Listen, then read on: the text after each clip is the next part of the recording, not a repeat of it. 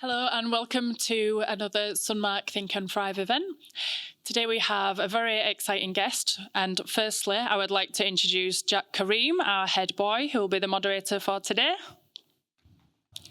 And he will be interviewing Heston. Thank you, Heston, for joining us. I don't want to do too much more of an introduction, as Jack has prepared some excellent questions. So thank you for joining us, Heston. Thank you to the audience. Thank you, Miss. Good morning. I'm Jack, a Year 12 student here at Sunmark, and I'm thrilled to welcome you all to Think and Thrive. Today, we are privileged to have a distinguished guest who has played a key role in shaping the consumer electronic industry. Please join me in extending a warm welcome to Mr. Heston Saldanha, the General Manager of Sennheiser Consumer Division MEA. Thank you for welcoming, and thank you to the entire faculty from Sunmark to bring me on to a Think and Thrive. I hope I'm able to bring about some inspiration into a generation that is always up there, already kind of prepared mentally. So we can begin. Thank you. Let's dive in by talking about your formative years. Could you share a bit about your early school years and any experiences that influenced your path? Yeah, I come from India in a place called Mumbai. I don't know how many of you will know Mumbai, and I've been born and brought up down there. I started off in a school which I would say has given me a lot. And the reason I say that is because many schools worldwide have all that they have in terms of infrastructure, but unless you use that, it doesn't really make any difference. So the school that I came from was based in Mumbai. I started off there, and then I graduated from a college called St. Xavier's in Bombay. And one of the impressive things of my journey within the school and college were both in a vibrant city like Mumbai, and quite challenging. But yes, that's a little about my school days in Mumbai, and of course then to graduating from St. Xavier's College. Reflecting on your schooling, what aspects did you enjoy and what challenges did you face? Yes, so I think this is a very interesting, and that's the reason why I probably will take a little more in-depth into this, is that school is always an area which is fun. Enjoy the days, because that is something that you cannot get back. And I think during your school days are the times when you can really, try out things that, are passionate to you. So, for example, when I was in school, I was very interested in football and athletics. And at that time, parents didn't force you to do things. It was, you were interested in doing things, and you really went on, achieving it. So when I took athletics and football as my passion, I didn't know that would help me in getting into college. So before my college days, I was interested and fascinated by the sea. So I was in the Merchant Navy. I joined the Merchant Navy, and then I realized that Merchant Navy is not really something that is meant for me. But the reason I speak about football is that was something that gave me the platform to get into college, and that was something that I pursued in college. Until today, I do play football. But I think some of the challenges that you face in school and colleges is that we always are aspiring to be, people that we're comparing ourselves to others. And I think that's the reason why we always kind of feel that we've not achieved things in life. And I would say that, we need to kind of live our dreams and be ourselves. And I think you will be successful in that. Taking a leap into your professional journey from IKEA to Sennheiser, can you provide a brief overview? Yeah, so as I mentioned earlier, I was in the Merchant Navy. That was supposed to be my career path. And then one day at my bridge, when I was on the bridge with my captain, I said, this is not something that I'm really happy about. And then I decided to kind of, take up sales being the easiest thing, to take up a sales career, not knowing that I would be with Sennheiser as a general manager. So I came to Dubai in my very early years in 2001.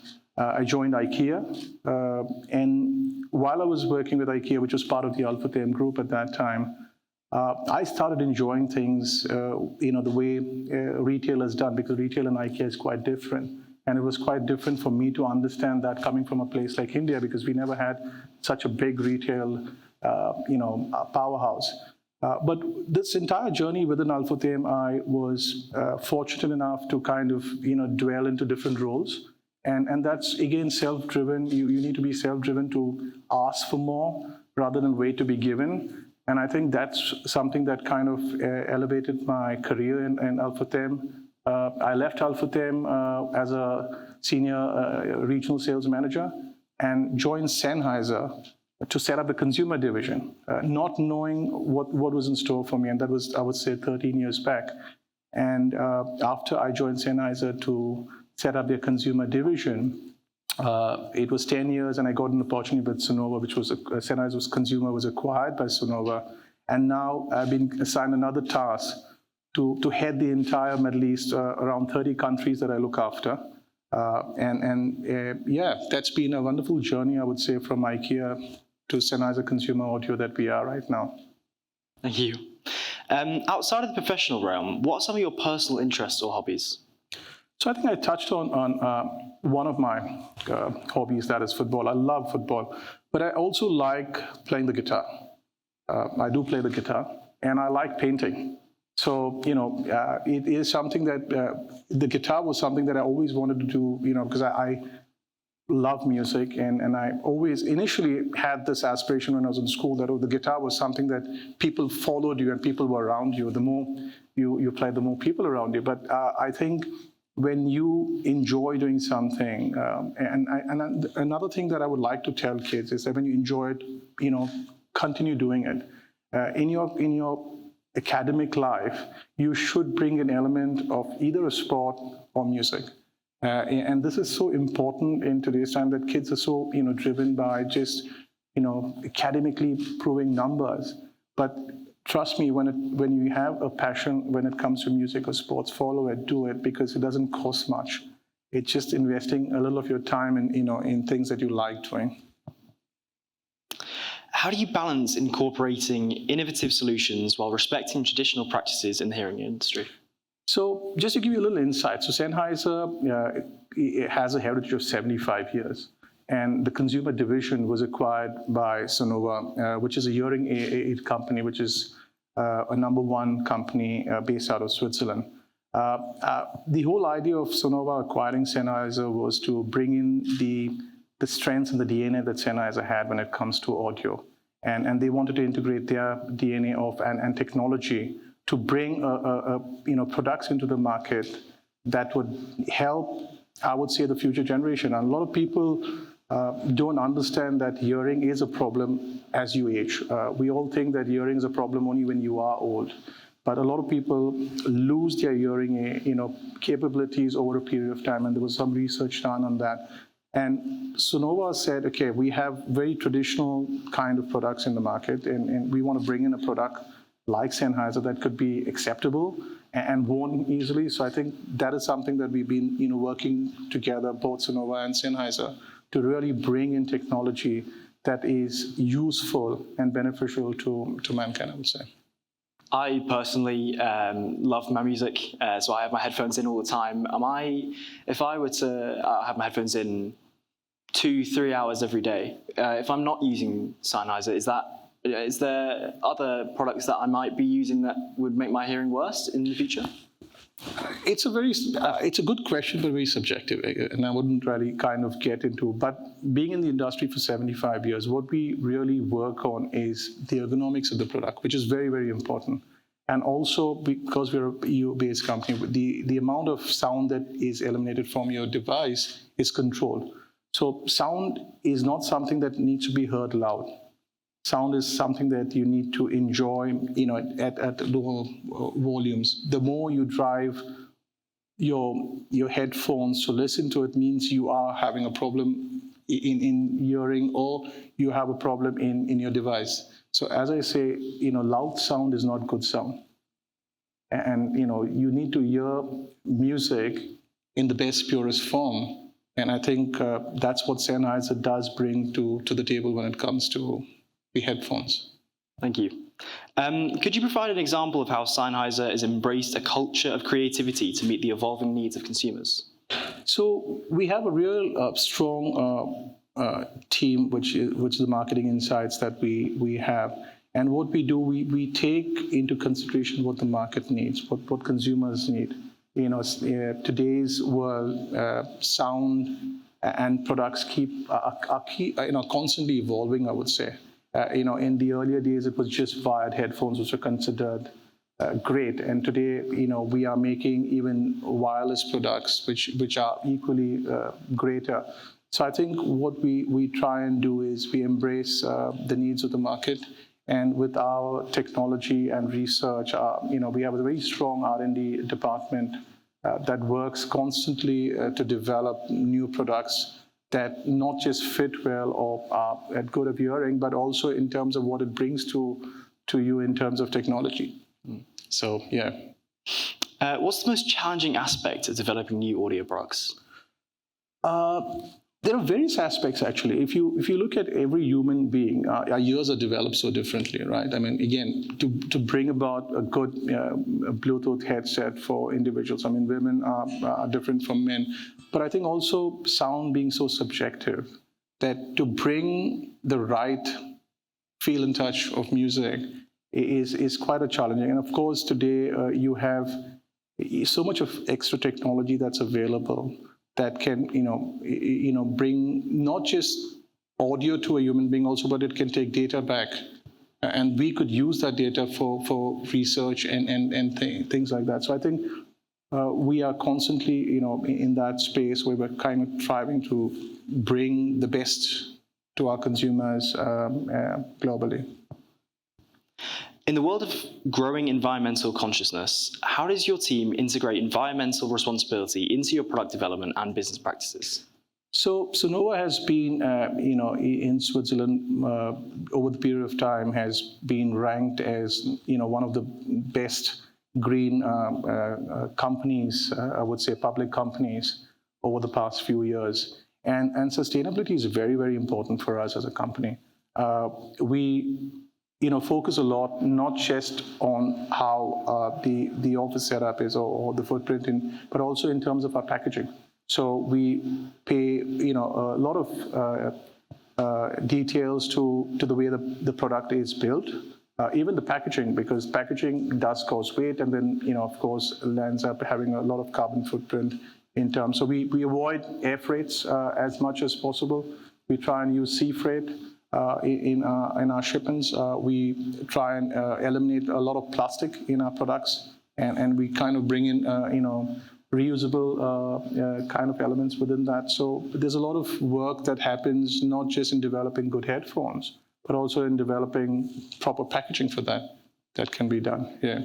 In terms of the products themselves as well, you look at Apple headphones, wired headphones, they usually, a lot of them just end up being thrown out. Is that the same thing at Sennheiser, or do you create products that try to be more sustainable? So it's something that even you see in our packaging, we do not give too much of material that's not useful. And that's when it goes back to R&D, that they do a lot of research as to what really is needed for a consumer in terms of a headphone. So we now, for example, in today's time, we're also looking at batteries that are reusable, not something that can be just thrown out.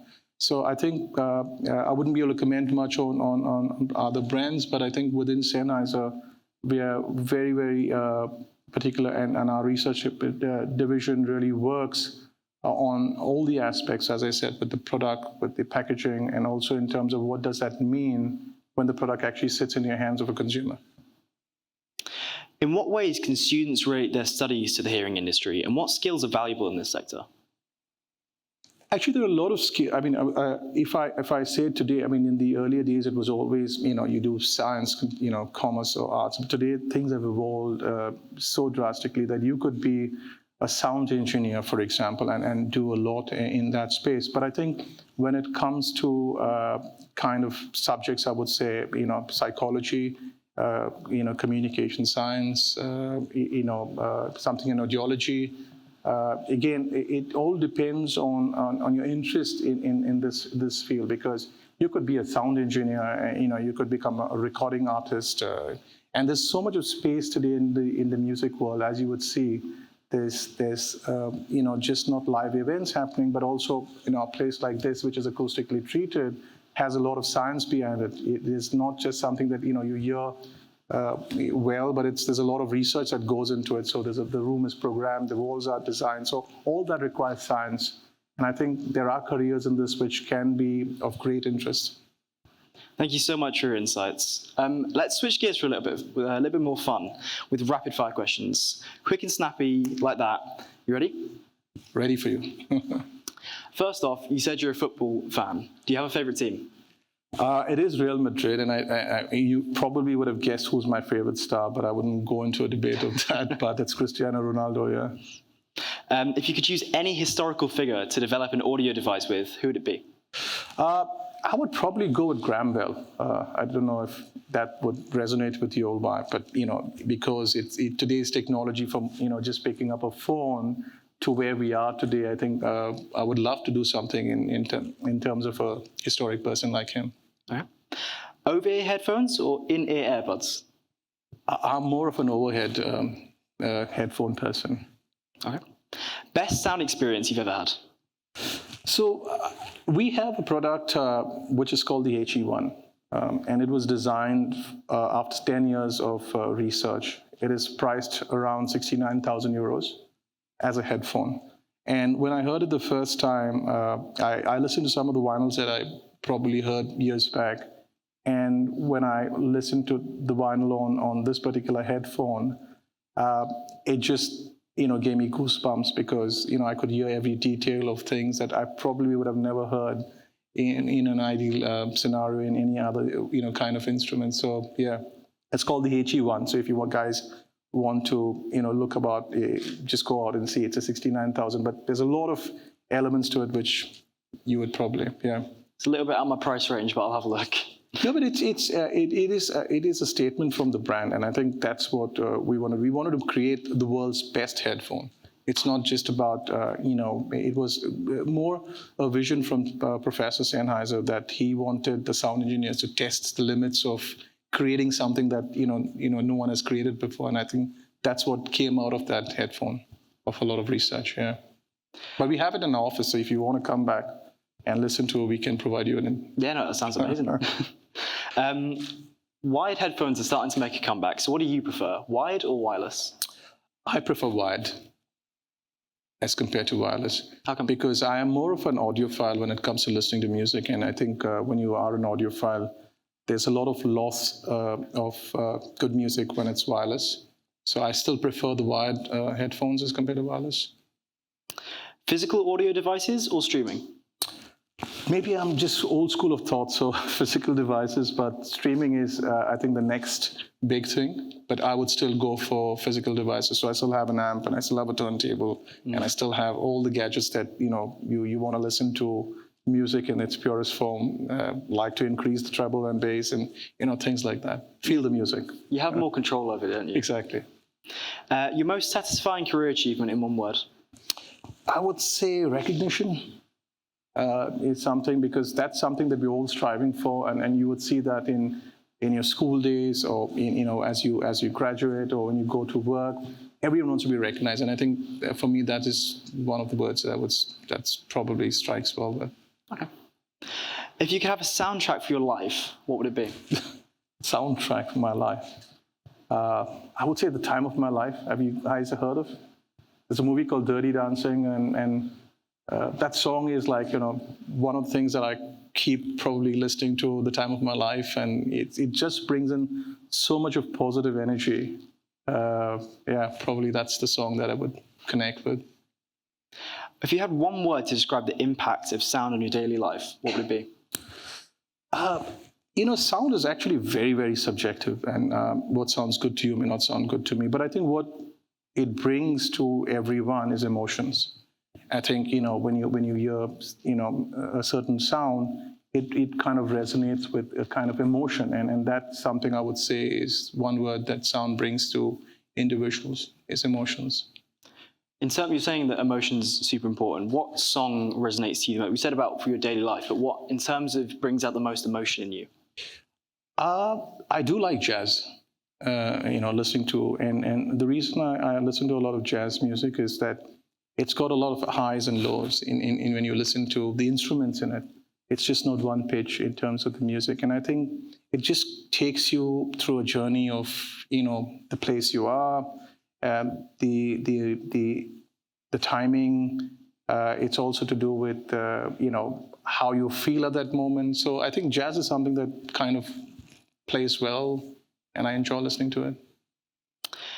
What are your top 3 must-have features in a hearable? In today's time, there's a lot that has changed, but I think the key ones I would look at is ergonomics. A product has to fit well to sit well, and because if the product is not designed well, then the rest is history. So ergonomics, I would say battery, and of course today's generation wants ANC. So I think these 3 would be a perfect fit in a hearing device. A current industry buzzword you find intriguing? I hear so much of AI everywhere, and I think that's something that wherever I go, it's AI, and what are we doing with AI, and what is the industry expecting of AI? So I think AI is something that is constantly on the words of every individual, and I think that is something that is going to kind of just move forward. Do you think, in terms of in the sound industry as well, because you hear a lot of music now is being created by AI, do you think it's a good thing or a bad thing? I don't consider any development as a bad thing. It's any research or anything that is developed new is always good for humanity. It's how you use it, right? I mean, how useful that could be. And AI has been quite useful in many industries, into bringing kind of things that we've never had before. So I think you need to have a balance of new technology and use it in the right way, and it will always be beneficial rather than a deterrent, I would say. Thank you again so much. In our final section, we have a few questions where we as students look to see your expert advice. How can students prepare themselves for a career in audio technology? And for students aspiring to join the audio and sound industry, what advice would you offer to stand out in a competitive market? I would probably try and answer that a little different, because I wouldn't just talk just because I'm from the sound industry. There's a career, and I think any career that you choose, and I think I spoke about the sound industry. You can be a sound engineer, you could be an acoustic manager, but I think any career that you take, enjoy it. Be passionate about it, and I think those are things that kind of help you drive it forward. But in the industry that we are in, there is a huge scope. I mean, no one, like the cameraman in front of me, he's got, something that he has special about him. That's why he is not where he is. Or, people who handle the acoustic part of it. So I think the sound industry is so vast that there's so much, the sky's the limit, and you can, dwell on that. So if you really like music and you have a passion for that, I would say, get into it. But again, it's all about the liking. If you don't like it, then just take it for a career that you don't know why you're getting, then it could be quite a challenge. When hiring recent graduates, what qualities do you value most in potential candidates? I think the curiosity to learn. I think one is that, you look at people who are always asking questions, and, and I think the other one that kind of comes to my mind is, is he passionate? Does he have that passion? Does he have that drive? And I think also one of the elements that you kind of look at individuals is quest on understanding or learning more. So I think these are some of the things that I would probably look at a candidate that when we're hiring. And of course, integrity and honesty and all that is part of. Finally, if you could go back in time and give one piece of advice to your younger self as a student, what would it be? To me, I think it's very important, and I think I would like to spend a little more time on it. I think you have to really be passionate about what you want to do in life, and I think never, look at failures is something that is, that you take on forward. Learn from your failures. Don't dwell on it. You always learn. And all of us have our strengths. Like I was doing reading on Don Clifton about know-how, knowing your strengths. I mean, all of us are so eager to knowing only what we academic, but there's so many of us that are probably sitting in this room have strengths that we even don't know about. I think it's trying to understand your strengths, and trust me, there are strengths that we have, and if we put that in, develop them further, that could become a great thing in your life. So I think don't be stressed out too much about the current. Or thinking too much about the future. Enjoy your moments. The minute you enjoy what you're doing, you will succeed in any way. So I would say, don't just look back on your failures and move on and look at your strengths. That's very, very important for your future.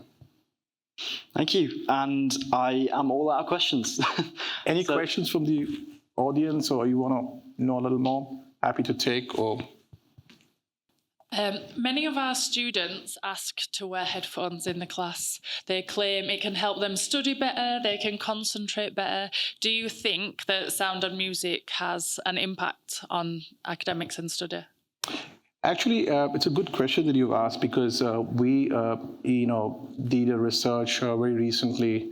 We tied up with one of the, it was Al Noor, that we went and gave them headphones and try out. And the research that came out is that when they gave headphones to the children who were kind of very hyper, it kind of mellowed them down.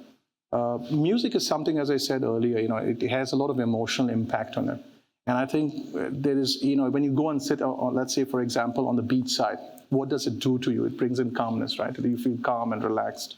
And that's where you see most of the, places like a spa, the kind of music that they utilize for you, right, is very relaxing. So I would say music definitely has a big impact on the way our emotions and the way it has, kind of on our feelings. So if you feel that, you need to take a break and listen to music while you're studying, I would definitely encourage that. And I know friends who would study with, or read things while they are listening, so multitasking, but music does have a big impact, I would say, on kids. I just had one final question. We were talking about this briefly before we started. You said that when you went into the industry, you didn't know what you wanted to do, and you eventually changed what you're doing. As students, we're now being asked to make a decision on what we want to do in the future. What would you say to us? So if I just scale it a little back, so when I was in school and went in and joined the Merchant Navy, because my family was in the Merchant Navy, so I only thought it was like a carpenter's son would be a carpenter, things like that. So that was old school of thought, right? And I joined the Merchant Navy, and when I was on the bridge, I realized that there is something that I'm missing out. Now, probably, if I had pursued my career in sales and marketing at a very early stage, probably I would have had a number of years, in this industry. But that is what I love doing. So there is always an inner calling, and there's an outer calling. Outer calling is what you see around, what parents tell you, or what you see your peer group doing. But there's an inner calling, and I say that's what passion is all about. When you're passionate about something, follow your dreams. Today, being an artist could be, a big career for yourself, or being a musician could be a big career. It's not the old school of thought that, that you have to just do X, Y, and Z. And I think one of the things that today's generation have, as what we didn't have, is career choices. It could be, I would say, a blessing in disguise, as well as that, sometimes you're caught with so many other careers that you're there. But be passionate about yourselves. Find what you like doing. The minute you kind of follow that, you will be very successful, because there's no way you cannot be successful in doing what you like doing. But of course, I would say, do research, read about, things that you want to get into before getting into it. See, there's a lot of content available there. There are a lot of people who talk about, industries. So I would say do your research well, but follow your passion. That's important. Great. I think we might be done. Thank you so much for your time. Thank you so much for inviting me here and being part of this.